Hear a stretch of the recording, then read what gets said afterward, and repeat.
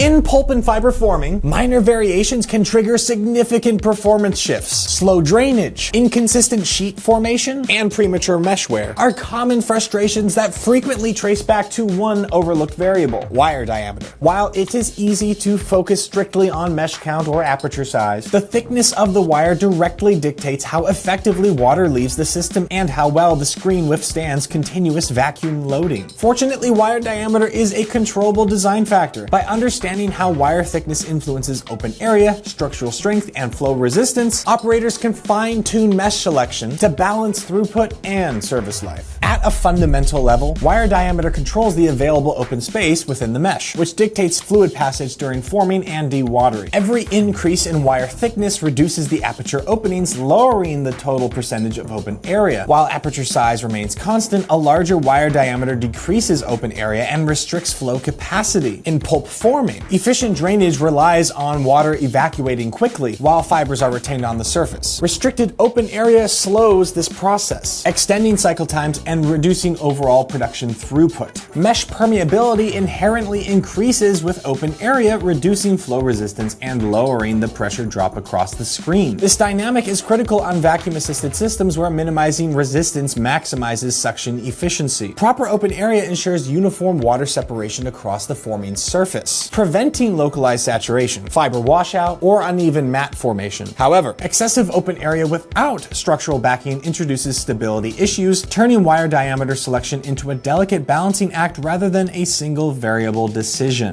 Selecting an optimal wire diameter requires navigating a direct trade-off between structural strength and drainage efficiency. From a mechanical standpoint, a thicker wire increases the cross-sectional area of each strand, increasing tensile strength and resistance to deformation under load. In high vacuum forming zones, this added rigidity helps the mesh maintain its dimensional stability and prevents premature failure. However, this durability comes at an expense of flow capacity, as the reduced open area increases flow resistance and demands higher vacuum energy to maintain production speeds. Oversized wires can also disrupt uniform drainage, leading to uneven moisture distribution, inconsistent sheet density, and prolonged drying cycles downstream. Conversely, thinner wires maximize open area and accelerate drainage, lowering flow resistance and optimizing initial dewatering efficiency. The drawback, though, is a significant reduction in mechanical strength, leaving the mesh vulnerable to wear and distortion under heavy vacuum loads. This accelerated wear translates to shorter service lifespans and more frequent maintenance shutdowns. Choosing a wire size means operating on a sliding scale where thicker wires provide superior rigidity and wear resistance at the cost of drainage, while thinner wires favor high water throughput and efficiency at the expense of structural longevity. Aligning wire diameter with real-world operating conditions requires analyzing vacuum intensity, forming speed, fiber traits, and downstream drying demands. High vacuum, high load systems subject the mesh to immense continuous strength. In these environments, choosing a thicker wire is highly beneficial, as the enhanced tensile capacity maintains mesh geometry under load, and the system's strong suction can easily overcome the slight reduction in permeability. In contrast, low vacuum or gravity-driven applications depend entirely on natural mesh permeability. Here, thinner wires are ideal because they maximize open area and facilitate rapid drainage without inflating energy costs. Process efficiency also extends past the forming table to the drying section. If wire diameter is oversized, trapped water remains in the fiber mat, forcing downstream systems to work harder, which raises operational cost and bottlenecks production. Abrasion and chemical fatigue further complicate the decision, as highly abrasive slurries demand thicker wires to extend operation times, whereas drainage-limited processes must prioritize thin wire configurations to alleviate the drying time loads. Ultimately, the ideal wire diameter harmonizes the entire production line. High vacuum, high load operations running continuously should favor thicker wires for structural integrity while accepting a minor drainage penalty. Conversely, low to moderate vacuum setups should implement thinner wires to maximize throughput without driving up energy demands. When facing highly abrasive environments, operators must lean towards thicker wires to prevent premature mechanical failure, while energy-sensitive or drainage-limited processes must prioritize open area with thinner alternatives. Evaluating these operating variables collectively ensures long-term performance balance. Thanks so much for watching. If you have any questions, click on our Talk to Us button to get in contact with our many experts on woven wire mesh. And if you'd like to learn more about woven wire mesh or our many products, we have a learning center filled with written and video content to make you an expert. We also have a YouTube channel. And don't forget to click that subscribe button and ring that bell to keep up with all things Hover and Boker. Once again, my name is Andrew Kotlar, and I'll see you around in the next video.